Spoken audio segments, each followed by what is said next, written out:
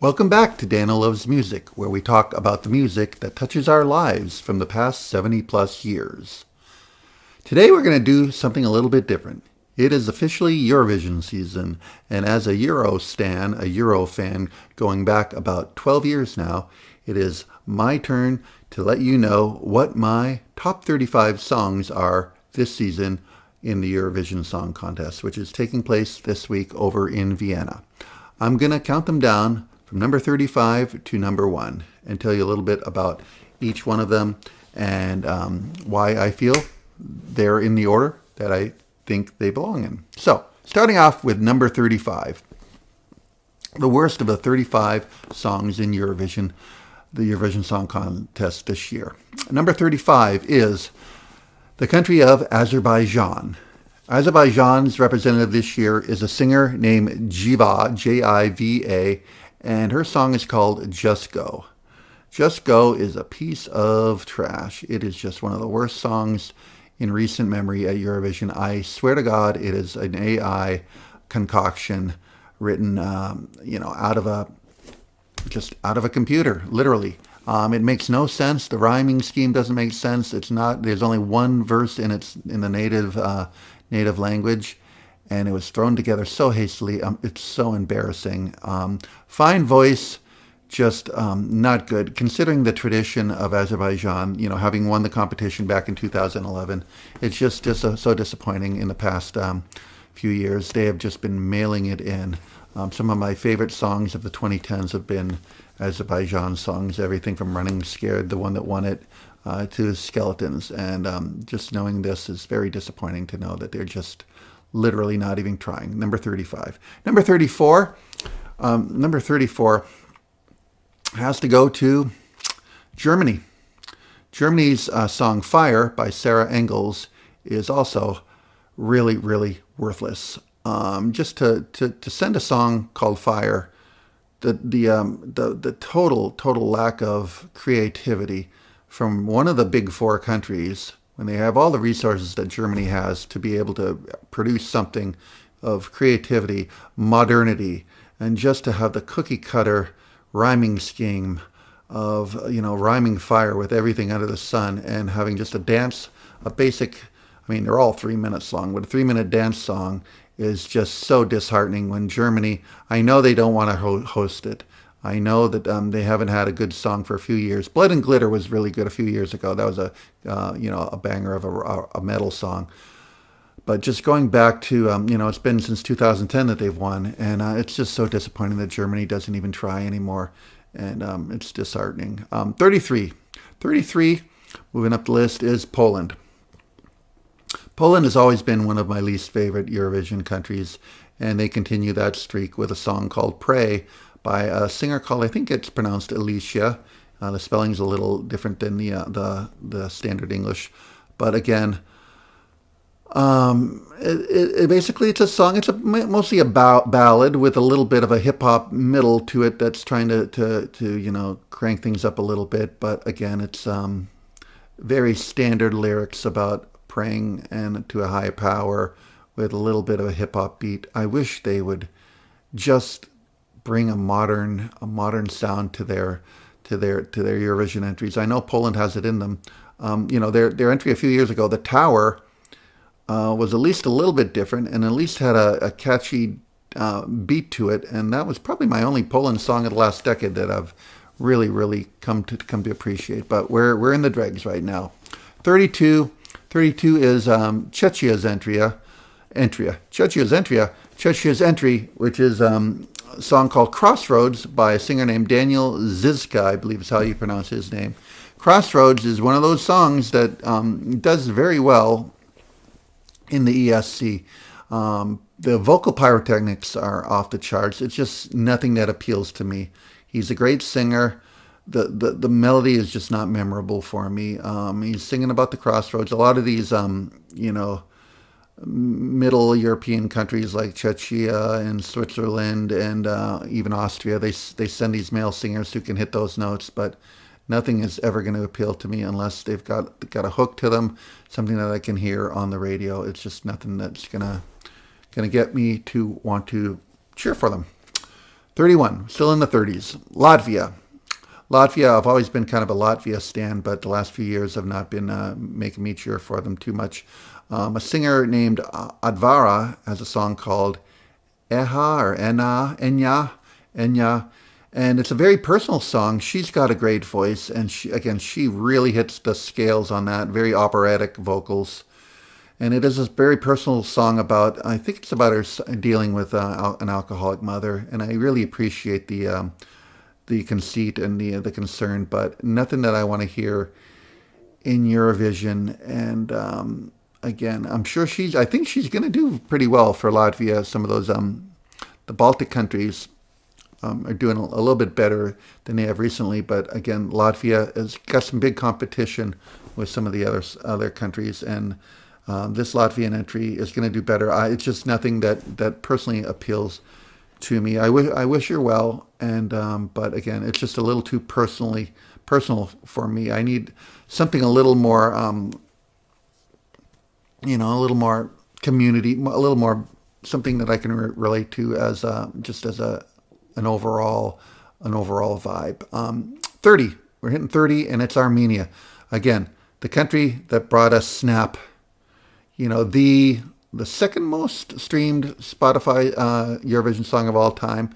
Snap. I want to cheer for Armenia, but Paloma Rumba is not doing it for me. The singer's name's Simon, and it's got this like quirky kind of vocal and snarky kind of vibe to it. They're going for a little bit of the, I think the meme, the TikTok-y thing, but it's not doing it. Simon, I think it's going to get lost in the shuffle of semi-final 2, and again, I wish all the smaller countries, I wish them luck. I just don't think they're gonna. There's just too much competition from the more critically favorable vibes, and this is just going to get lost. Armenia, Azerbaijan, all these countries, bringing us into the 20s. 29 is the tiny country of Malta, which we always want to cheer for Malta to do well. They've never won. Going back, they've always had some underdogs that have always tried to hit the home runs. And Aidan, Aidan, again, he's going old school with this song called Bella. This is the kind of song that you could hear in an Italian restaurant. And he's singing a song about a love, apparently, Bella, Bella. He looks about 18, but he's singing like a 40-year-old. And again, he's got a great voice, and it's charming in its own way, but nothing that's gonna want me to put it in anywhere near my top 10 or on a permanent Spotify playlist. But I always will want to cheer for Malta, except for the last few years. They've been a little cringy with their entries. If you know, you know. That is Malta. 28 is Portugal. Oh, poor Portugal. I'm glad they're here. With the rumblings that they might not want to be in the competition this year. Glad they're here. And again, the earnestness of these five guys singing a song called Rosa, Bandidos de Cante. They either go, sometimes they go pretty modern, like with Mimi Cat a few years ago. I love that song. Or they go all the way back, 70s, 80s ballad. It did work for them when they won back in 2017. But this one, it's just a little too earnest. It's not going to do very well. And I think Portugal, like Italy, when they have their festivals, they usually don't even think about Eurovision. They just are all about their own competition, and bless them for that. But this song is going to get lost in the shuffle. It's a little too boring for to do very well, I don't think. 27 as Albania. Same thing with Albania. First Atlas shoot every year. They take that first song. It's usually the first one that enters with they're the first festival. They usually have their festival in December. And this singer's name is Alice, Alis, I think, and the song is called Non. I think it's another song about a mother. And again, he's got a great voice in Albanian. I love their ethnic flair to all their songs. The songs are getting a little better now that we're getting close to the mid-20s in our rankings. And Albania, he's got a great voice and a little bit different, but again, not quite moving up into the hit territories. We're still in the near misses, and I think Albania will probably qualify. They're in the second, even though they're in the second semifinal, which people are saying is the tougher of the two. I don't quite see it. But he will qualify. Albania always gets a lot of votes from the diaspora, and they always kind of hit above their weight when it comes to Eurovision. So 26. Now we're in Serbia. Serbia coming with the kind of the really dark metal vibe, and they're definitely unique in this competition this year. The group, I believe, is a singer. Maybe it's the group Lavina with Kraj Mene. I hope I'm pronouncing that right. Serbia. Always love cheering for Serbia because they bring something different just about every year. And this, again, the genre is always going to be a hit or miss when you go to this dark kind of screaming, really guttural kind of vocals about halfway through the song. And so this, I think, will be a hit or miss. Either it'll qualify and do, kind of finish in the mid-teens, or it'll just crash and burn in the semis and not do well. I wish them luck. And again, we're getting to the songs that are almost hits for me. I think there's about 20 songs that are definitely songs that I definitely like. But right now we're still on the misses. And again, I give them kudos for doing rock and roll. I am a rocker at heart. 25, same thing with 25. Romania, Alexandra Capitinescu is a young singer who's chosen a song title called "Choke Me." So take with that what you will. This brings us back to like early 2000s kind of Evanescence, kind of that emo, that goth emo kind of vibe, and this is going to appeal to a lot of voters, I feel, and a little bit more melodic with this song. But again, she's singing about kind of a controversial subject matter, so it might turn some voters off. But again, we're getting a little bit better, and I give her credit for being edgy. We're not talking about edgy in the way Ireland was a few years back, but we're getting a little bit better. But again, going to be very polarizing with the voters. 24. Now we're getting into the mid-20s. We're getting to the countries where you're going to get some that are going to be borderline qualifying. Norway. I love my Norway competition every year. I'm a big fan of Norwegian music. Sigrid and Aurora are two of my favorite singer-songwriters of the day. But Norway's song called "Ya Ya Ya," from the first notes, it reminds you of the Strokes or the Hives or a lot of that early 2000s. And the singer's name is Jonas Love, Lovv. It's the lyrics that throw me. The lyrics are just very, very cringy and very borderline misogynistic. And I don't know what he's going for. He's going for like this creepy Benson Boone look, and I don't know. I just don't see it appealing. Norway has a lot of voters from all across Nordic, and they're going to do well. They will probably qualify, but again, we're kind of mid. I love the beat. I love the music. I love that kind of music, but the lyrics are just I can't relate to the lyrics. Are not for me. 23 is Lithuania. Singer's name is Lion Kecha, Ceccah, and the song's called Solo Quiero Mas.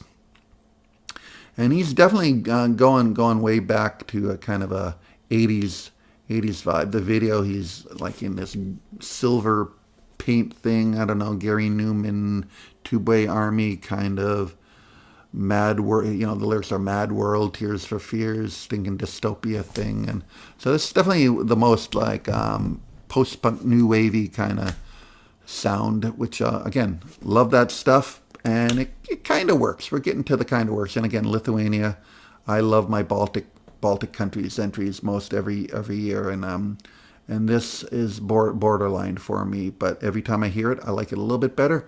We'll see how it does. First semifinal, we'll find out pretty soon if it gets to go. Number 22. It's a weird one, right? Greece. Greece's Akilas is the name of the vocalist, and the song is called Ferto. Ferto is going for the bit, the bit pop, the 8-bit pop with the computerized video game sound to it, and he's going for the novelty appeal on this one. And it's very, very fast-paced, fast-moving. Hopefully, getting the younger vote. If the teens are watching Eurovision, this might get the appeal on that. In Greece usually has a good qualifying record, and they're in the first semifinal. And so this has that kind of, people will be talking about this definitely because it's a standout from a lot of the other the slower mid-tempo based ones. This is definitely upbeat, and depending on the staging, we'll see how it does. So that's number 21. Now, number 21. Good old Ukraine. Love my Ukraine. Always there to support, whatever they do, as long as they're bringing a song. And this song, great vocalist, definitely hits the high notes in a way that they usually Jamala did back in 2016 when they won with 1944. Not really sure what this song is about. Maybe I should have studied a little bit more. Her name is Leleka. The song's called Ridnim.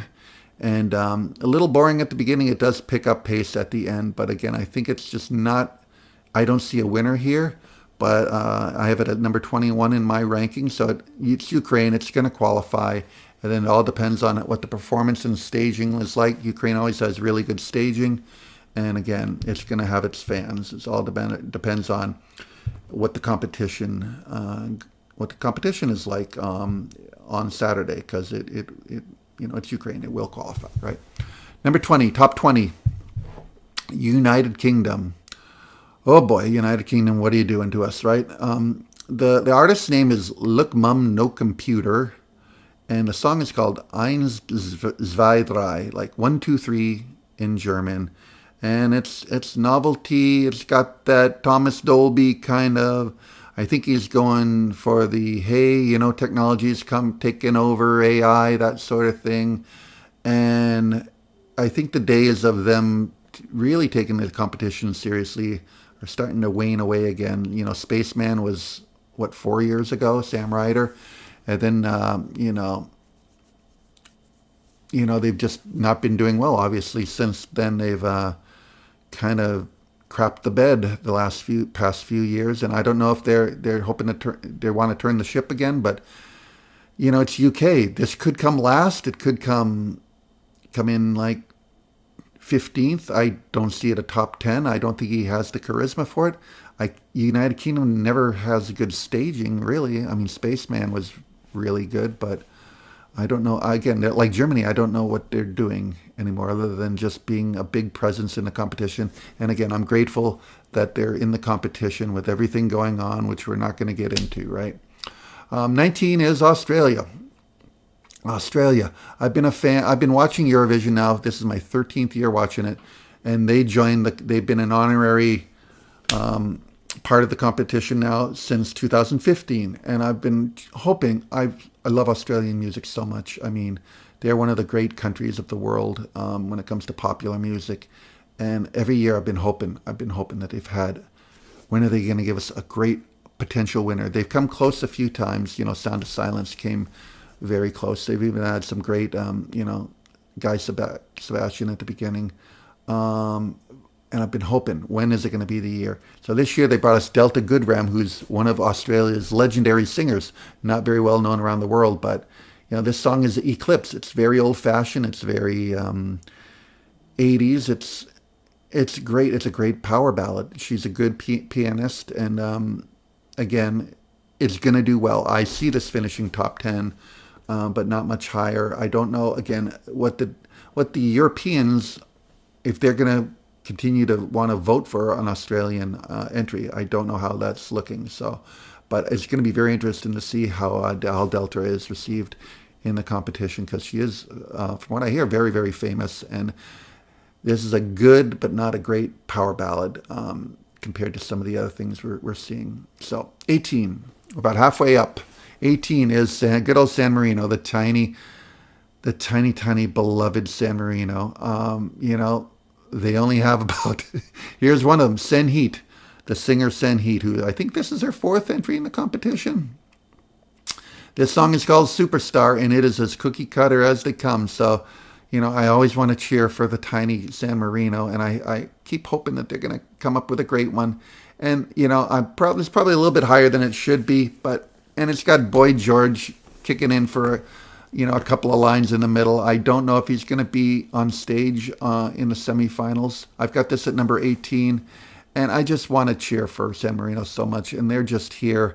I know this is very, again, I say it's cookie cutter. It's doing all the things that Germany does with fire, just with the word superstar in it. I just love the personality of Senheat. Senheat, she's just so refreshing to watch.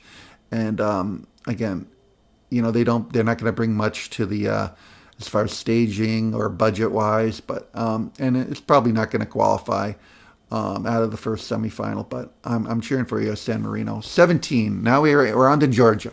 Georgia's song is called "On Replay." It's by a trio, two women and a man named Bizibkabi. I'm pronouncing. I'm sure I'm butchering it. Their story is they won Junior Eurovision, the three of them, back in 2008 when they were just little 10-year-old kids, and now they're in their 20s, and they're back. And this is a catchy song that kind of recreates that kind of up tempo, TikTok-y kind of dance song with a little dance thing going back and forth. So I think this will,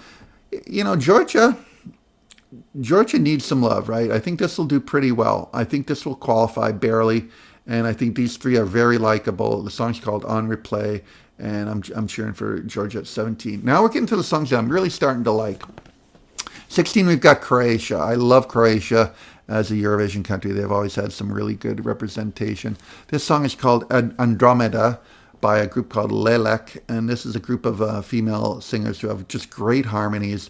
I don't know what they're singing about, but it's got that forest choral kind of genre where they're singing about nature and stuff like that. And Andromeda, if they nail these harmonies the way they do in the studio recording of this, they're potentially a top 10 finisher with staging and all that stuff. So Croatia got you at number 16. Now we're at 15. 15 is Italy. Italy always brings it.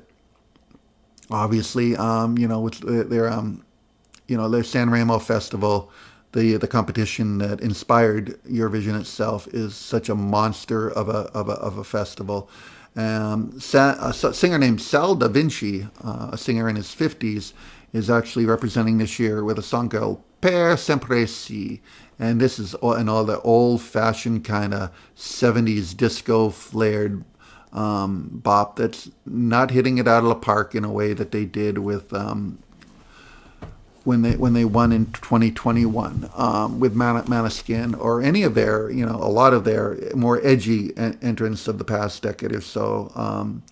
But I think this is gonna check the boxes for the maybe some of the older voters, and it'll finish top 10. It won't finish top 5, and that's why I've got it down in 15. It's fair enough. I've never in my 13 years of watching Italy hated an Italy entrant, and they're just so friggin' reliable, right? That's why I love watching San Remo. San Remo's competition sometimes is better than the ESC itself because they have so many powerhouse entrants. 14 is Belgium, one of my favorite ESC countries, depending on the year. This is a year where they have a good entrant called Dancing on the Ice by Essie La.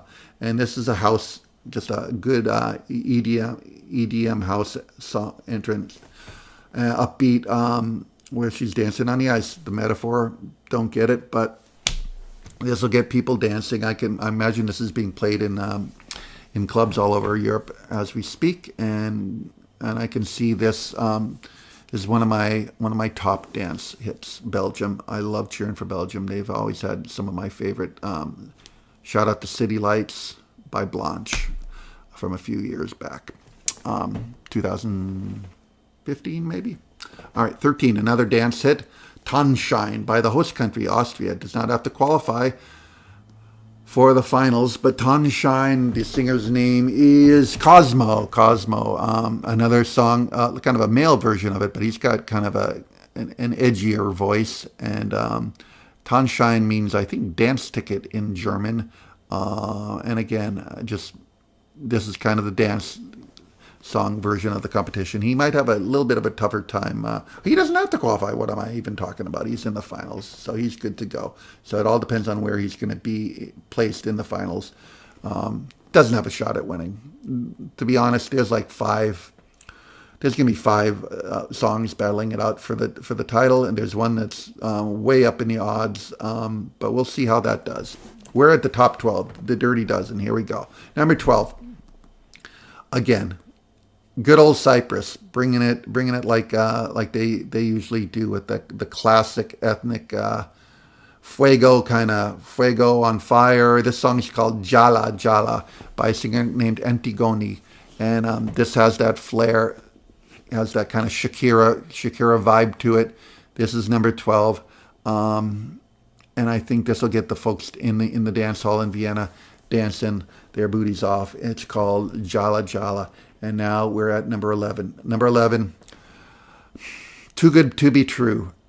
I can't imagine many other people having this song as high as number 11 on their list, but Vanilla Ninja is close to my heart.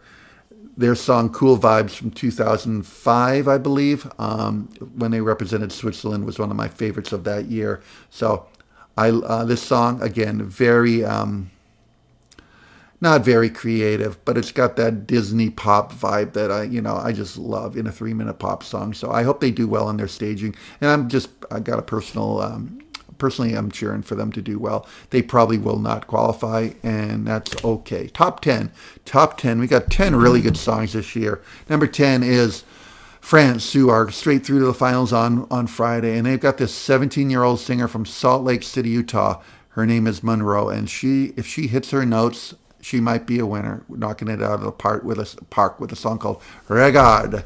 And I'm telling you, not a big fan of opera in the competition. I think it's hampered some of it in the past few years, although it's done very well. I like my ESC more in the plain pop rock vibe, but that's just me. But this song, for some reason, just caters to my sensibility, and she's just so appealing, at least in the video. I don't know how she'll come across on stage. She's just very refreshing. Regard at number 10. Number 9. Now we're getting to the home run hitters. We've got Montenegro, another one of those small countries that is back, and I just love to cheer for Montenegro, and like a lot of the other Balkan countries. This is not a Balkan ballad, which they sometimes do very well with. This has got a little bit, again, kind of that EDM rock vibe to it. Nova Zora is the name of it. The singer's named Tamara Zivkovic. And I'm really, really hoping it gets out of that first semifinal, because some of these smaller countries, sometimes they struggle to do that. And I hope the voters give this a chance. It is just very propulsive and moving, and if they can perform well on stage, then I don't see how they can keep this one out. All right, number 8. Number 8 is the odds-on favorite. I don't see how, but I can see how, because it's Finland. Finland got robbed in many people's views 3 years ago when Cha Cha Cha did not win. Finland has got Linda and Pete. I'm not going to try and pronounce their last names, but a song called Liikenheightened. And this has got the staging, it's got the charisma of the performers, it's got pyrotechnics on the stage, it's got everything that voters these days are looking for in a Eurovision Song Contest winner. Not a radio hit, not a song. It's more of a performance. It's more of everything that we've been seeing last few years with stuff like wasted love and the code and that sort of thing. But it seems to be what ESC has become. It's a really good song. It would not be one that I would vote for, though. But I want to say best of luck to it, but I really don't want to see it winning. But it has a really good chance at winning. It would not be an embarrassment if it won, though. That would, and I do like Finland. I do love the Finland. I do love the Nordic and the countries, even though Finland is not really a Nordic country, apparently, right? Number 7 is Denmark. Here's the pronunciation. The singer's name is Søren Tarpegard Lund, and the song is called Forvegarjem. And this is what I love. I love, this is the kind of thing that I wish Finland was, less showy in the staging, and more effort put into the song itself. A song with an actual chorus verse, and he's very charismatic. The singer, again, I'm not going to try and pronounce his mark, but if you're giving everything a shot in the competition, please pay attention to Denmark in a way that, and I know everybody's paying attention to Finland. Denmark is preferable to me for Finland, although not by much. Top 6, Bulgaria. Bulgaria is Bangaranga. Again, I hate the word guilty pleasure, so I'm not going to use the word guilty pleasure. It is a very polarizing song, Bangaranga, by a singer named Dara. And most of the song is just that hook, Bangaranga, Bangaranga, Bangaranga. But something about that cheese ball hook has hit me and moved it all the way up to number 6. Part of it is I do love Bulgaria. I do love to see Bulgaria succeed. Some of my favorite songs of the past decade have been from Bulgaria. If Love Was a Crime by Poli Genova, one of my all-time favorites of the past quarter century. So I'm cheering for you, Bulgaria. I'm glad you're back. You know, these countries that have come back into the competition have kept ESC at 35 strong. I'm so grateful for you. All right, number 5. Number 5, Israel. Israel. Noam Batan, male singer. We're back to male singers after a number of years of female singers. Song Basic, Michelle. Basic power ballad. Not much, not many different parts. A lot of people have been criticizing the Israeli songs because they've had a bunch of crazy different parts that they couldn't keep track of. I don't get that criticism when there have been other songs that have been like that with many different crazy parts and I couldn't keep track of them. You know, who knows? I do love the fact, he's singing in 3 different languages and it's a love song to Michelle. A very classic Israel. Like they've done in the past. Not recently in the past few years, but going back to old school. Just nice, solid, knocking it out of the park, right? Not necessarily Grand Slam. That's why I've got it at number 5 and not in my top 3. Number 4 is Sweden. Oh my, Sweden, when I hate you, when I get mad at you, I get mad at you. And when I love you, I just love you. Sweden, My System by Felicia. And you're either going to you're either going to win this thing again and we're going back to Sweden, or people are just going to not vote for you because you messed up the dance routine or the vocals, but it's just so Swedish with the visual and all this. Very different than Bara Bara Bastu last year, which I loved and didn't do as well as, people were kind of hoping that you were winning last year. And this is something very different. We're going back to dance, pop, and big, right? So we'll see. I do love it. I love my Swedish pop. Surprise, surprise, right? All right, top 3. Alice. Alice is my number 3. Switzerland with Veronica Fusaro, a really talented singer-songwriter who's been playing all over Europe and making indie rock records, and you can just tell how talented she is in that vein. And so this is just one of those story songs, and with a clever hook, a clever ending, great lyrics, and a great rockin' kind of riff in the middle with the guitar, and it's top 3. Any given day, it could have been number 2 and 2 or 3, and I hope it does better than than I think it's going to do. I don't know if it's going to be in the top 5, but if it does, that would be a great statement on ESC going forward.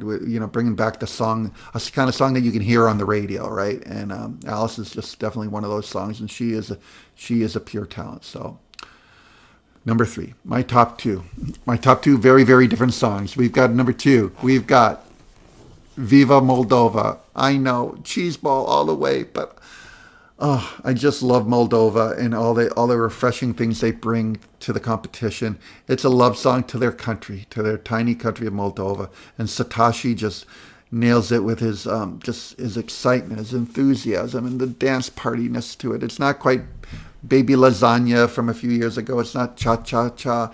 It's not even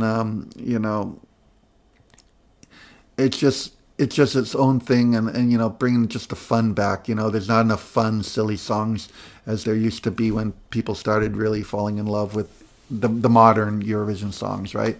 And so, Viva Moldova, I'm pulling for you. I think you're going to qualify. I hope you're getting top 10. I hope the staging of it is enough to make it memorable and be on, in YouTube videos going forward in the way that Epic Sax Guy is, and, all the other, I'm pulling for you. I don't think you're going to win, but if you do, that would be such a fun way to end Eurovision. in Vienna, right? Number one. All right. Number one. It's the Eurovision Song Contest. It's not the Eurovision Singing Contest. And God love you. God love you, Eva Maria. I hope it's Mariah. Luxembourg, my love for Luxembourg ever since they came back to the competition. You know, those of you who know me, my all-time favorite Eurovision songs were from the glory days of the 70s. And Luxembourg, you were the standard of Eurovision in the 70s, and I'm just so glad you're back. And this is that kind of song, right? It's just a beautiful song. It's wispy. It's sentimental. It's a throwback. It's short. It's 3 minutes. It doesn't ask anything more than just to listen to her voice. And then she picks up the violin about 2.5 minutes in and finishes it off. And it's not showy. It's probably not going to win. It might not even qualify, but my heart's with you. Mother Nature, she knows, and that's my number one. So I know this has been a very long video. I just wanted to show my love for Eurovision. In the future on this channel, I will probably be doing a lot more Eurovision videos on an annual basis. And I just want to say, if you stuck along with this ride for me, thank you so much. Please, if you like following along to other kinds of music, I have a few other videos so far, but comment. I'd love to hear what your favorites are. By the time you watch this, the competition might have already happened. If not, yeah. If not, just comment and share with me your feelings about this wonderful, wacky, usually it's not controversial, but just one of the funnest things I like to do every year in the spring is talk about this bizarre thing called Eurovision. So thank you for watching. I hope you enjoy the rest of the day and the rest of the week. And happy Eurovision week to those who celebrate. Good night.